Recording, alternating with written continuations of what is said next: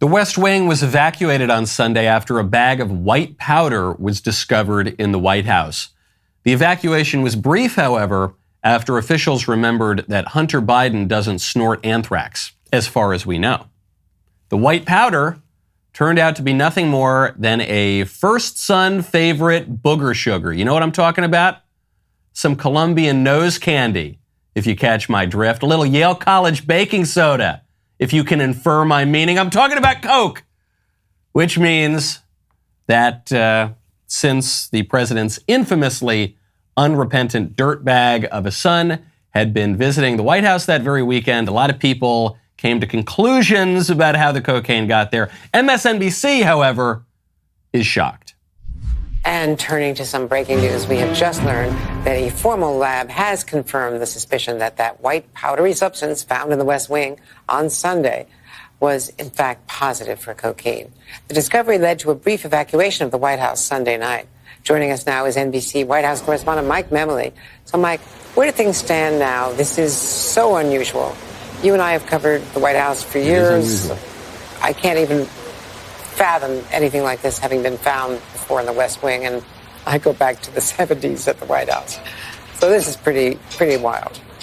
It's absolutely extraordinary, Andrea. And this new conclusive test confirms what had been the preliminary field test conducted by D.C. fire personnel who were called in on Sunday night after the discovery of this suspicious substance by a uniformed officer in the Secret Service that was conducting a routine patrol of the White House. And so to recap on the developments that we've been reporting on yesterday, this was found, we understand, in a highly trafficked common area of the West Wing. It's an area where individuals, especially visitors, individuals who may be coming for instance, a private tour. Yeah, but it's hard to fathom. We just don't know how on earth cocaine made its way into the Biden White House. Who knows? Who knows? Not to be outdone in implausibility, a law enforcement official has gone on record to say that the cocaine culprit is unlikely ever to be found. Because, put the first son aside for a second, because the culprit, whoever he is, in any case, is a friend of Joe Biden. The only people who make it into the West Wing these days are friends and allies of Joe Biden and the Democrats. And Democrat criminals, generally speaking, with very few exceptions, don't face consequences because they don't get charged, because they don't get arrested, because they're usually not even investigated. Conservatives have the book thrown at us for even slightly approaching the line of legality, while the libs get off scot-free when they cross the line and even when they snort it up behind them. I'm Michael Knowles. This is The Michael Knowles Show.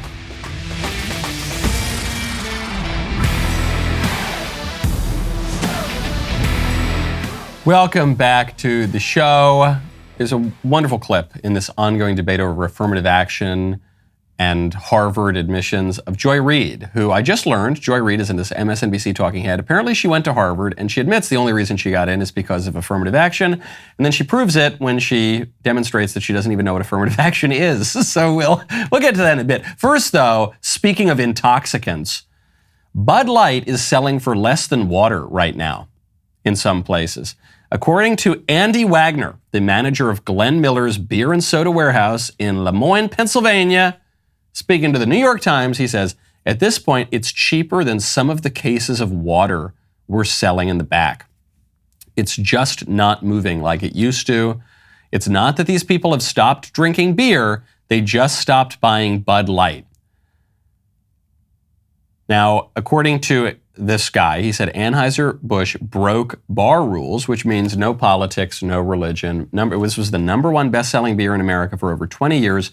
Now it's fallen and it's plummeting. The sales continue to fall, and Modelo Especial has overtaken Bud Light as the number one beer in America, and now Bud Light is selling in some places cheaper than water. This is really encouraging, not only because of what it says about Americans' views of the pride stuff, not only because of what it says about conservatives' abilities to boycott a company and really bring them to heel, but because it reminds us not to despair, because it reminds us that bad systems can't go on forever. because it reminds us that there actually are consequences for bad, stupid, misguided actions that are not in accord with reality. And I think we conservatives, and I'll include myself in this, we sometimes are tempted to despair because we see the first family getting away with murder. Well, sorry, I'm not talking about the Clintons, I'm talking about the Bidens. So they get away with, bribery and corruption and drugs and all this kind of stuff. And they just get away with it, and they're not held to account ever. Meanwhile, Midwestern grannies who crack probably not a Bud Light, in the Capitol Rotunda, they get thrown in solitary confinement. They have the book thrown at them because of January 6th. And we just look at this and we say, goodness gracious, it's so preposterous. The kinds of ideologies, some of which we're not allowed to talk about on big tech anymore. So you got to go to dailywire.com to hear the commentary on that. But certain ideologies that are very much in the news are manifestly absurd, and yet the establishment continues to push them, it seems like, without any real consequence whatsoever. They don't seem in any way accountable to the people, and yet sometimes, this is the great conservative consolation, reality reasserts itself eventually. There can be a lot of time and a lot of pain before reality reasserts itself, but it does, and now you're seeing this especially as Bud Light collapses. So Bud Light, they're trying almost everything to resuscitate their brand, and they're catching a lot of flack for almost everything they do. Bud Light comes out initially, and they sort of don't quite, not exactly apologize. Then they double down. Then they publish an ad about horses or something, which totally sidesteps the issue. Then they publish this ad with a bunch of grunting, rube, idiot, hick, deplorable irredeemables, just like stumbling and bumbling over themselves as though that was going to ingratiate them back with their customer base. And now Bud Light is using fallen soldiers as a last-ditch effort to resuscitate the brand. After my second tour in Iraq as an F-16 pilot, I witnessed a family as their fallen soldier returned home. I felt a calling to help. Budweiser has believed in Folds of Honor for 13 years. Today, we honor our veterans and the 44,000 scholarships awarded to their families. That's enough to fill this stadium. Notori, class of 22. Gabby, class of 2023. Landon, class of 2025. Service never stops, and neither will we. Like Bud Light, this commercial is almost completely tasteless. Why? Because this is a bad charity? No, it's a great charity. Because it's bad that Bud Light is donating money to it? No, Bud Light should donate money to it. Because it's bad that Bud Light is mentioning that they're donating money to it? No, I don't even totally mind that if a company is doing that, though they should do it in a more graceful, subtle way. But because this advertisement was produced and aired with one purpose and one purpose only, and that is to win back customers after the Dylan Mulvaney fiasco. There is only one way out of the Dylan Mulvaney fiasco. There's only one way out. It's not ads with horses. It's not presenting white men in the South as bumbling, fumbling idiots. Don't know who thought that was a good idea. It's not talking about the fallen soldiers and how much you do for the families of the fallen soldiers. You know the one way out of this? The only shot, I'm not saying it'll even work, the only shot that Bud Light has out of the Dylan Mulvaney fiasco? Apologize. Apologize. Say you don't believe in that stuff. You don't stand for that kind of absurdity. You're not pushing that radical sexual agenda on people. You're sorry that you ever did it. You've taken actions to correct that. You don't hate your customers. You don't think that they're frat boys and rude blue-collar idiots. You need to apologize, and you need to clearly state what you believe. There's no avoiding the political issue. You've injected yourself into this contentious political debate, and this is a debate on this particular sexual ideology that we're not allowed to mention the name of on big tech platforms. There is no way of trying to just remain neutral and appease everybody. This is a binary option. Do you support this radical false sexual ideology or not? Which is it? You've got to make it's binary. I know we talk about non-binary things these days. It's a binary choice. And Bud Light's caught between a rock and a hard place because the vast majority of people don't accept this radical sexual ideology that we all know is false. But the elites, the people with the money, the big asset managers and the big people who control the media and the political order and the education systems and all the rest of it, they do support the radical ideology. And the customers are the many, the people who don't support it, but the investors and the advertisers and the platform owners, they're the ones who do support it. And so Bud Light is caught here.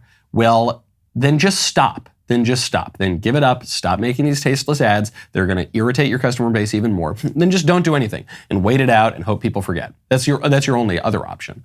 If you want to try to resuscitate the brand, there's only one way. If you really wanted to do it, Bud Light would just air a commercial of my CPAC speech that caused a little consternation on the right over this on the left rather over this particular issue. If Bud Light really wanted to correct things with the base, Bud Light would air a trailer for the What is a Woman movie as a commercial. Okay, that would really do. At the very least, though, just apologize.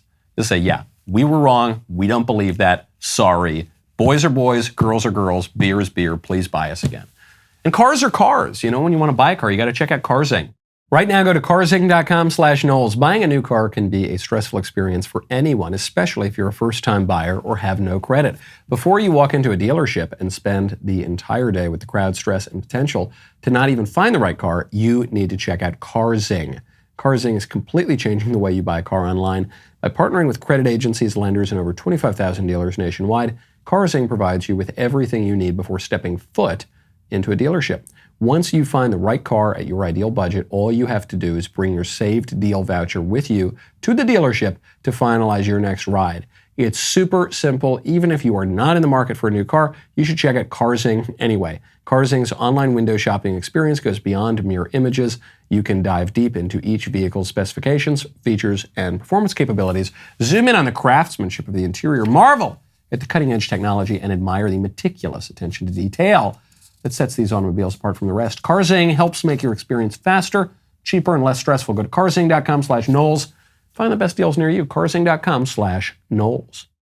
Speaking of economic shifts, great news that is not being reported very much about our political order. This is such great news. It's not a sexy issue like a beer company going woke or something, so people aren't talking, but this is such a big win for conservatives. The Northeast of America, which has been the dominant economic leader, the powerhouse of America for, I don't know, about as long as I can remember, is no longer the main driver of the American economy. Do you know which region is? The South. The liberal Northeast region has lost its economic dominance.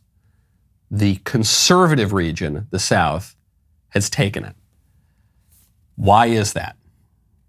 Because people are leaving the Northeast because the Northeast has become unlivable, very difficult with stupid regulations and stupid taxes and stupid social policies, especially the stupid social policies. And they're moving to the South, which is not only freer economically, but perhaps more importantly, it's still an ordered society. It's still a normal place where you can live a normal life. And I know all we ever talk about is how, well, we've got lower taxes here, you know, or hey, we've got fewer regulations, so it's easier to do business. And that's true. And those were big motivating factors that got a lot of us conservatives, myself included, to leave liberal places and to move here to Tennessee or Texas or Georgia or Florida or these other places too. But more than that, it's the social stuff. When people ask me, hey, Michael, how do you like Tennessee? I say, I love Tennessee. They say, do you plan to stay there? I totally plan to stay here. Why is that? I don't say because I have a little bit more money, which I do. I do have a little bit more money here because there's no state income tax.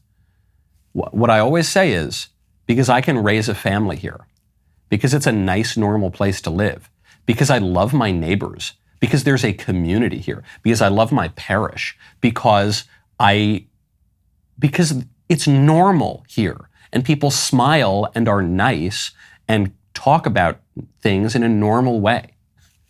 And it turns out that normality and living in accordance with reality is good for business too. We conservatives, we fall for the same economics exaltation that the leftists and even that the Marxists do. The Marxists' primary mistake was viewing man as essentially an economic creature, But man is not essentially an economic creature. Man is made in the image and likeness of God, and there's a lot more to life than money. So we want a good economy, but we want that good economy in service of a good society and a good life. You don't want to put the cart before the horse. And when you think about economics first, things are going to get out of whack. You see this not only on the left, but even on the right. When conservatives tried to avoid the social issues and they just wanted to talk about occupational licensing reform or whatever, then we lost all of our power and society spun totally out of control. What we have learned, I think, in the last 10 years, especially on the right, is that social issues are economic issues. You're not going to fix the economic problem by having a social truce or anything like that. The social issues, do we respect life? Do we know what marriage is? Do we support families? Do we support growing families and growing the next generation? Do we recognize borders and the distinction between a citizenry and foreign peoples? If we don't do that, then you can have all the economic tinkering in the world. It's not going to fix your society. Things are going to continue to degrade.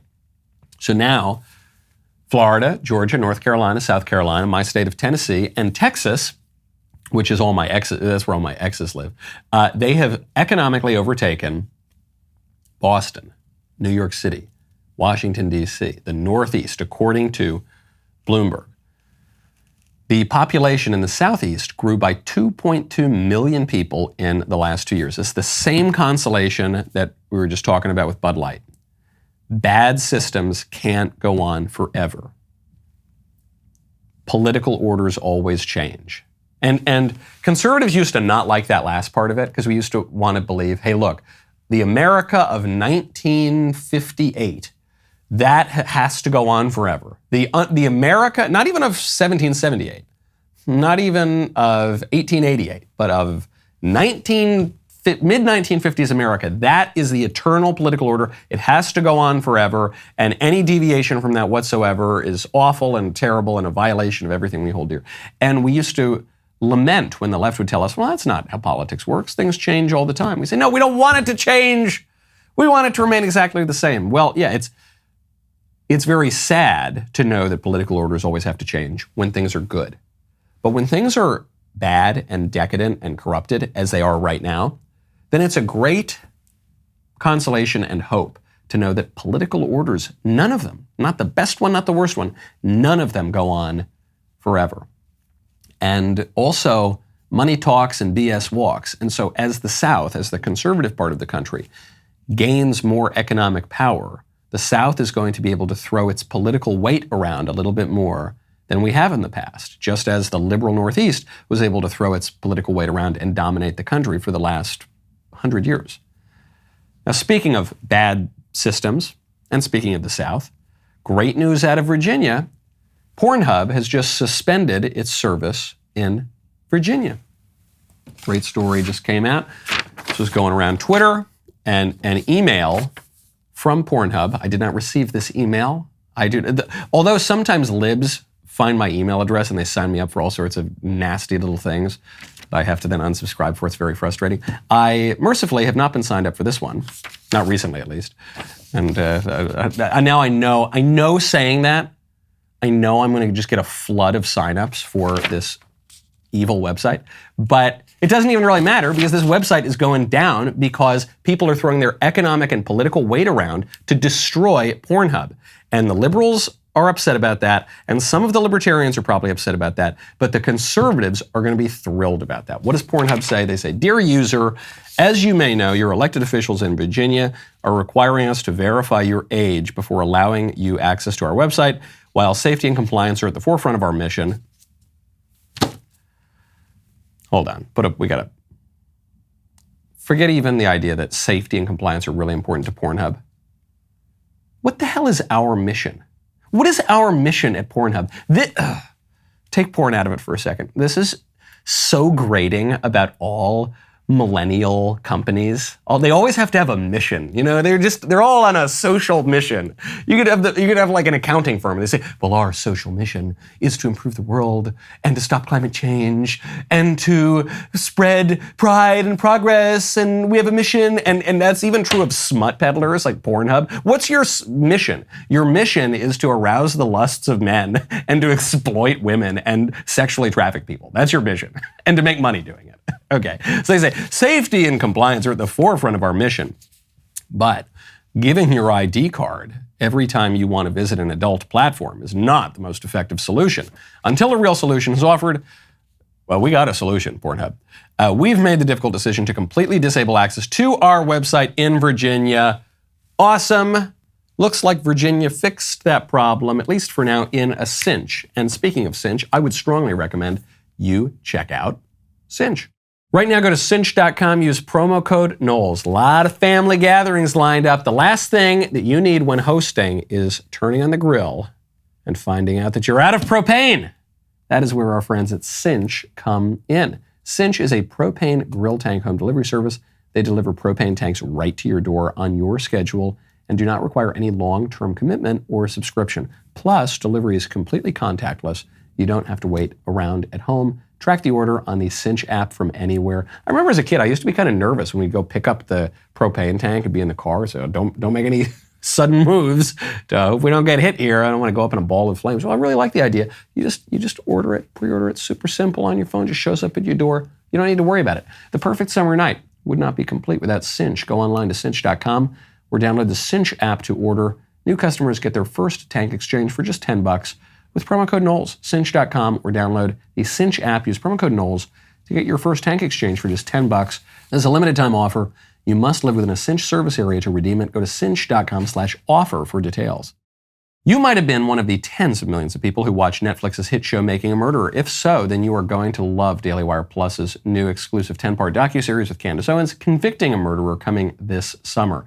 Whether it's exposing BLM or certain fallacies in the healthcare industry regarding COVID, Candace Owens has never been afraid to challenge the narrative. She will find the truth wherever it leads. When Candace found out that key facts may have been omitted in Netflix's series, she set out to uncover the real story behind the notorious Stephen Avery case. The end result is Convicting a Murderer. You will not want to miss it. Right now, there's never been a better time to become a DailyWire Plus member. Sign up now for Convicting a Murderer. You will receive an early bird discount of 25% off your DailyWire Plus membership. You will also get all the other premium content from DailyWire Plus, including The Greatest Lie Ever Sold, What is a Woman?, the largest collection of content from Dr. Jordan B. Peterson. Join now at dailywire.com/subscribe to become a member and see the truth when it finally comes out. It's a great solution. Insist that users of porn websites, and target Pornhub because it's the big one, insist that they submit a government-issued ID. And then they can use the website.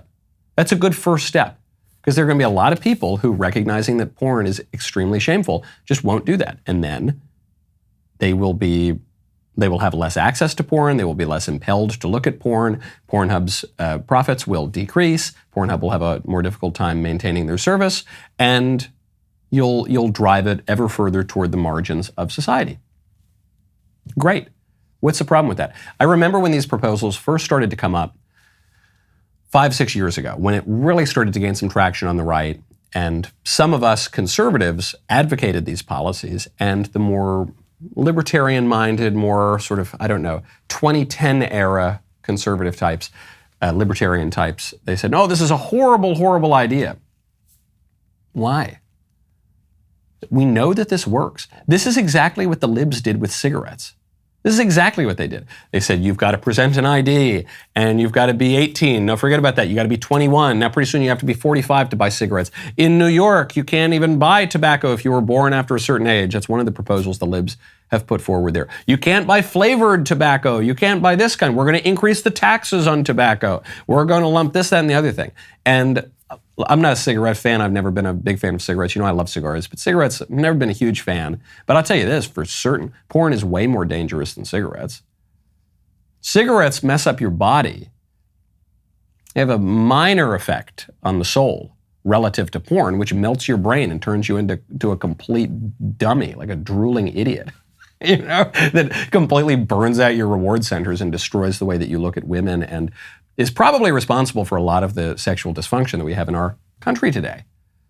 Yeah, it's way you're going to regulate cigarettes that way, and it worked. Well, how about we just do what Virginia's doing right now and let Pornhub whine about it? Really, really smart stuff. Speaking of weird sex stuff, Pride Month is over, but Pride Month is never really over, is it? Anymore. It's just Pride. all the time. It's just, it's Pride Nation now. According to Joe Biden, we're a nation of pride.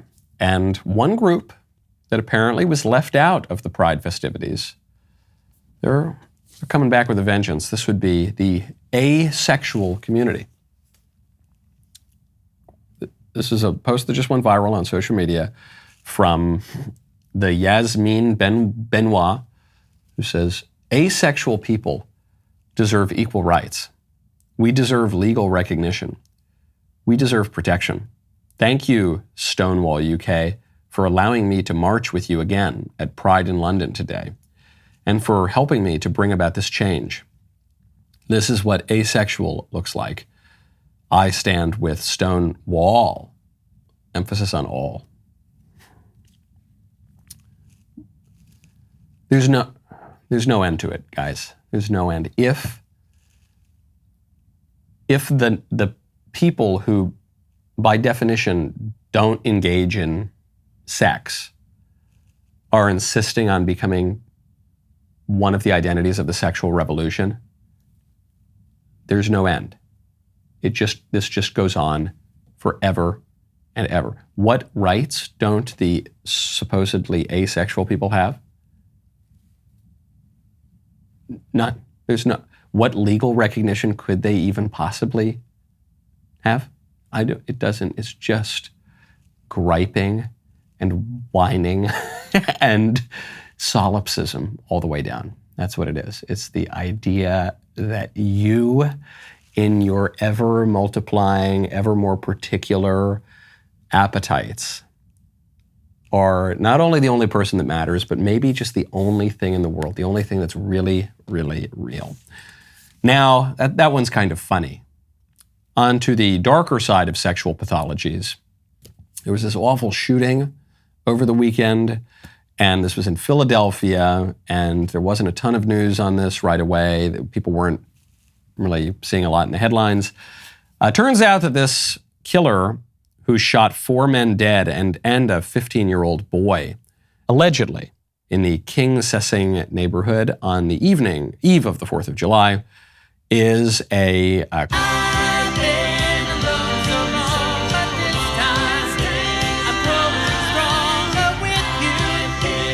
Jen Psaki, who was the White House press secretary. Now she has a show on MSNBC. Jen Psaki is bringing to her political commentary all the glibness, all the shallowness and the talking points that she brought to bear as the White House press secretary. She's got a new line against conservatives, and it's on the conservatives who are talking about social issues and who are pointing out that certain groups in America don't really like to go along with some of the radical social ideologies. Well, she's bringing all of her sophistication to bear to say, this is a new line, write it down, the GOP is racist. Now, that's a bad look for her. I think it's a bad look for the Democrats to use these stupid, shallow lines. When you want to look good, you got to check out Genucel. Right now, go to Genucel.com/Knowles. Our friends over at Genucel sold out of their dark spot corrector, and our listeners have been begging for a restock, begging on their hands and knees. Well, I've got great news. Just in time for the summer, it's back. Genucel's famous dark spot corrector has not one but 3 cutting-edge ingredients and goes to work fast to target sunspots, dark spots, liver spots, and even old discoloration both on your face and your hands. You can now enjoy your summer sun, beach, and barbecues without embarrassing spots. Genucel's most popular package also features their summer essentials, such as the best-selling Ultra Retinol Moisturizer with a powerful retinol alternative for safe use in the sun. You'll be amazed at how quickly you will see results, or 100% of your money goes back, guaranteed. Go to Genucel.com/Knowles right now. Get your dark spot corrector in the Genucel most popular package. That is Genucel.com/Knowles right now. Save over 70% off Genucel's most popular package. All orders will include a mystery luxury gift while supplies last. Genucel.com/Knowles. My favorite comment yesterday is from Vox Humana to Abel, who says, I love that Michael refuses to use a laptop during his show and still prints out every single story. I'm glad you love that. I do it very intentionally. I have since day one of this show. I don't like being in front of a screen all day. I think it makes me into a cyborg and it makes me dumb, so I don't want to do that. And I also don't like it when I'm in the audience. I don't like watching people read off a screen. To me, it seems kind of shifty. You know, like people are getting updates the whole time, being told what to say by nefarious powers. Even if that's not really happening, I don't want to watch a speaker be totally plugged into the matrix. Okay, I want good old-fashioned cards. I want good old-fashioned articles printed. I want real physical stuff that can't be updated. This is why I buy physical books now. I don't use my Kindle anymore. I use my Kindle because the libs and the increasingly technologically sophisticated powers that run our political order, they could just go in and edit books. They do it all the time. I don't want that. I want the good old physical copies. I recognize that trees are a renewable organic resource, and we need to make sure that we cut them down and print stuff out, because otherwise they're going to turn those forests into parking lots. Now, is the GOP racist? This is the charge from the libs for the last forever. And they're still keeping it up. Jen Psaki making this claim on MSNBC. So lately I've been noticing the reemergence of a very old GOP playbook that harkens back to President Richard Nixon's infamous Southern strategy. During his campaign for president in 1968, the Republican Party made a concerted effort to reach white Southerners who used to vote for Democrats by playing to their fears of African Americans and the civil rights movement. And it worked. By pitting one group of Americans against another, the GOP successfully managed to split off Southern whites from the Democratic Party. Now, decades later, the right wing is reviving that same playbook, this time with Muslim Americans and trans people. Hear me out here. The GOP is trying to recruit Muslim Americans, a community that makes up less than 2% of the U.S. population, against another tiny marginalized group of Americans, transgender people. Hold on. Where's my pen? I got to write that down. What a fresh insight. GOP racist, Southern strategy. Good grief. I mean, if this is what Jen Psaki is bringing to her role at MSNBC, they might as well just play reruns of Rachel Maddow. Rachel Maddow actually is much more interesting than these lesser commentators. They might as well play reruns of, I don't know, Lawrence O'Donnell or Chris Hayes or Chris Matthews. It's all the same nonsense. You could go back to an episode of MSNBC from 2006. They'd be saying the exact same nonsense that Jen Psaki is saying here. The GOP, they're splitting off, they're doing it with the GOP doesn't need to split Muslims off of the LGBT community, okay? Muslims don't need Republican politicians to do that. Muslims, it turns out, have their own beliefs. They're real people. They have intellect. They have will. They have a vision of the world that is not your vision, Jen Psaki and the liberals. And much as you might like to dominate their vision and suppress their vision and substitute out their understanding, their 1,400-year-old understanding of human nature in the world for your much newer vintage of liberalism, you don't get to do that. That's probably not going to happen. And one aspect of Islam that Islam shares with Judaism and Christianity and many varieties of virtuous paganism is an opprobrium for sexual eccentricity and deviancy. And one thing that Islam shares with Judaism and Christianity and even virtuous paganism is an understanding of human nature such that your soul is not in radical opposition to your body at the level of sex and gender. You don't need the GOP to do that.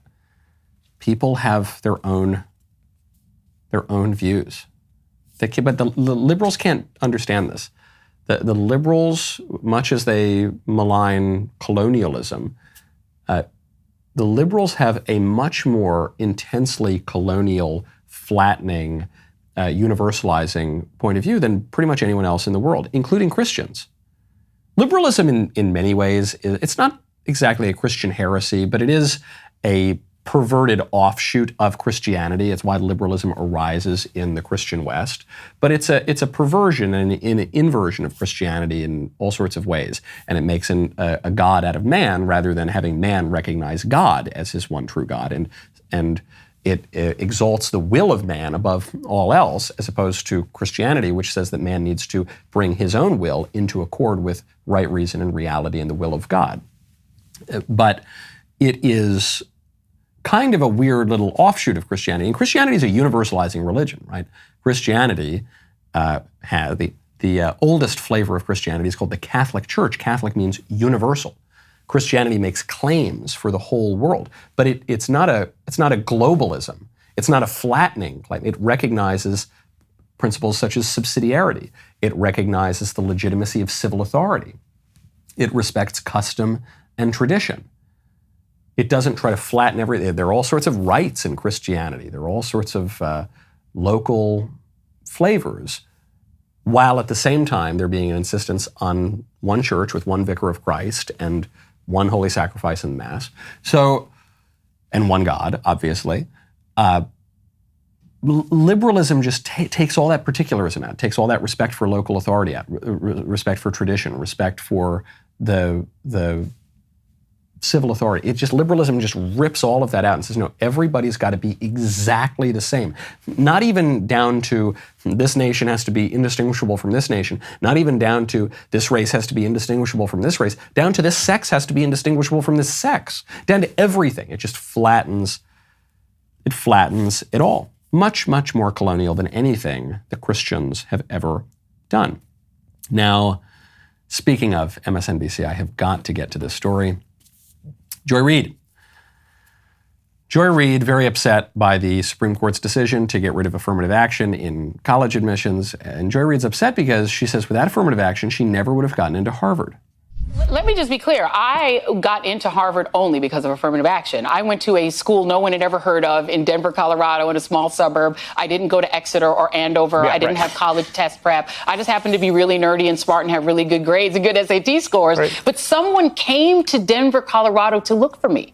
A Harvard recruiter flew to Denver, and I met up with her at the Village Inn restaurant and did a pre-interview to pull me into Harvard. I was pulled in, and the schools like Harvard and Yale that I got into affirmatively. Yes. And it was literally not saying we're going to take an unqualified person and put them in Harvard. Yes. We're going to take a very qualified person who we would never know existed and put them in Harvard. That's how I got there. That's how Ketanji got there. That's how Justice Jackson, I should say. Justice Jackson got there.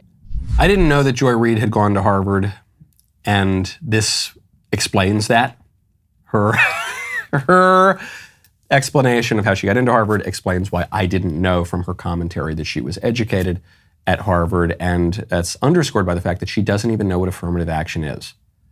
She says, I didn't get into Harvard because I was given an unfair advantage, because I was unqualified, but then I was given an artificial boost, and then I was allowed in. That's not affirmative action. Yes, it is. That is what affirmative action is. Affirmative action is you have two students. One is white, one is black. Let's say they have the same test scores. The black person gets in, the white person doesn't. Or, more often is the case, white person has one test score, a black person has a lower test score. The black person will still get in, such is the advantage. It's not just true of black and white. It's the white people will be punished primarily, but also the Asian students will be punished, and the black people will be given an advantage, but also to some degree Hispanics, to a great degree Native Americans, though there just aren't that many Native Americans in America anymore. So it's this weight of giving people who are less qualified an advantage. She says, no, affirmative action just means that Harvard discovered that Denver exists. You think Harvard University didn't know that Denver exists? Yeah, oh wow. Ever since affirmative action was passed into law, listen, fellows of Harvard College, we've discovered there's a state called Colorado. Did you know that? And now we're going to send emissaries out there to find people. No, what are you talking about? What on earth are you talking about? Colleges have always recruited people. Colleges have always accepted applications from all over the country. If Joy Reid got into Harvard because she had a perfect SAT score and she was valedictorian of her class and she was really a seriously highly educated, highly intelligent, qualified person, a lot of big ifs over here, then she didn't get in because of affirmative action. She got in based on her strength and qualifications. If maybe she didn't have that perfect SAT score, and I don't know what her SAT score was. If maybe she wasn't the valedictorian of her class, if maybe she wasn't as qualified as other people, then she did get in because of affirmative action. And she might say, well, it's good. I damn well want to get into Harvard, and it's good for me to get in for X, Y, and Z reason. Okay, maybe she can make somewhat convincing arguments. But the flip side of that is that someone who was more qualified did not get in because she was given that advantage. You can't have an unfair advantage for one person without an unfair disadvantage for another person. And maybe Joy Reid would say, because Joy Reid has expressed certain antipathy toward white people in her commentary, maybe she might say, well, that's a good thing that white students are disadvantaged. Well, what about the Asian students? This is where the liberals really fell into a trap here on affirmative action, because had it just been an unjust discrimination against white people, given our liberal regime, they probably would have gotten away with it. Doesn't make it fair, doesn't make it right, but they probably would have gotten away with it. But it's really hard to make the claim about aggrieved, oppressed racial minorities being discriminated against when your policy discriminates against another racial minority. So big loser. And now people such as Joy Reid won't even be able to go to Harvard and not receive an education, much like Joy Reid. Today is Woke Thursday. I thought that was Woke Wednesday. No, there's another one. There's a history lesson from TikTok that Mr. Davies wants me to get to, so we'll get to it today. The rest of the show continues now. You don't want to miss it. Become a member. Use code Knowles, K-N-O-W-L-E-S at checkout for 2 months free on all annual plans.